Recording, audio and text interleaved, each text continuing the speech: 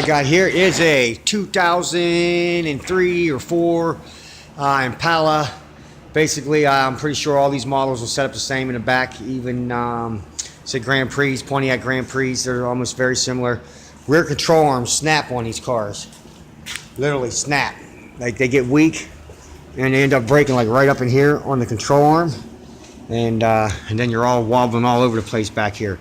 So I'm gonna give you some tips on if you're gonna do one of these jobs. If you're gonna try to do this at home, be prepared because it's not going to be easy.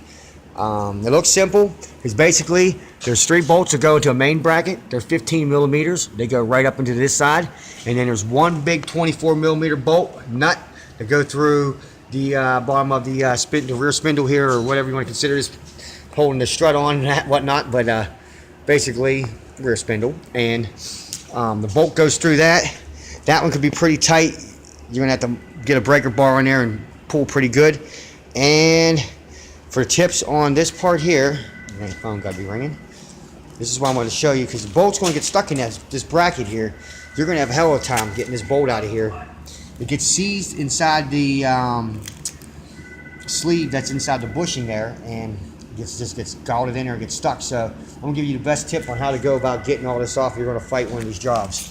Take yourself a grinding wheel, cutting wheel. Cut yourself a corner at each end, you know, like this. Cut this thing. Where's my other end of this? I'm going to show you the other end too. I think I slung it over here already. Yeah, you're going to want to cut this out of there. You're going to want to cut that out of there with a grind wheel. It's going to go in between here. Hold on, I'm setting this up. It's in here like this. It's in here like this with the bushing. And basically, what I do is I got my grinding wheel in there. Flip this thing either way. I started to burn it, but then I realized it's just too stinky.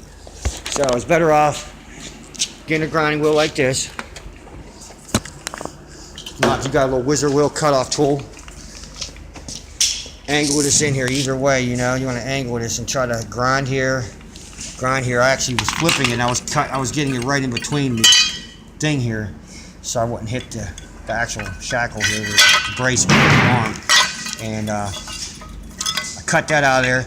Then a razor blade, the rubber bushing in there, yanked that bad boy out, got it down to this. There was just a bolt and a sleeve going through there, just a bolt and sleeve like this was going through there. After this was exposed, sorry for the saw back there, but after I got this exposed, got the rubber out of the way, and just saw the bolt going through the sleeve, I then proceeded to heat it. Now, you got a good set of torches at home, you get that thing glowing pretty good, you'll probably get it out the first whack real easy. But if you don't, you can always easily go to your hardware store, get yourself a small MAP gas setup torch, like me also. And like I said, just heat the hell out of that shaft, put it over a big socket like this, and then smack the bolt right out of the sleeve into a socket like I did. And I'd like to show you all this if I could and make a video, but I don't have no one to hold camera for me. This was a pain in the butt job. It looked pretty simple at first. Like I said, one big bolt, 24 millimeter going into here, and I used a big breaker bar in that to break that bolt free, and then I ratcheted it out slowly.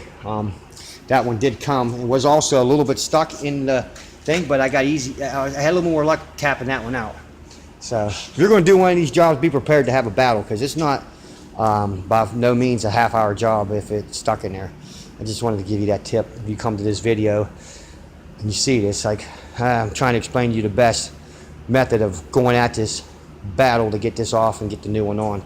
So basically, like I'm saying, what I did was cut the old control arm, try to find a way to cut the old control arm out of there, get this part away from it, you know, separate that so you could get it out of there, you know, separate this, cut this in half.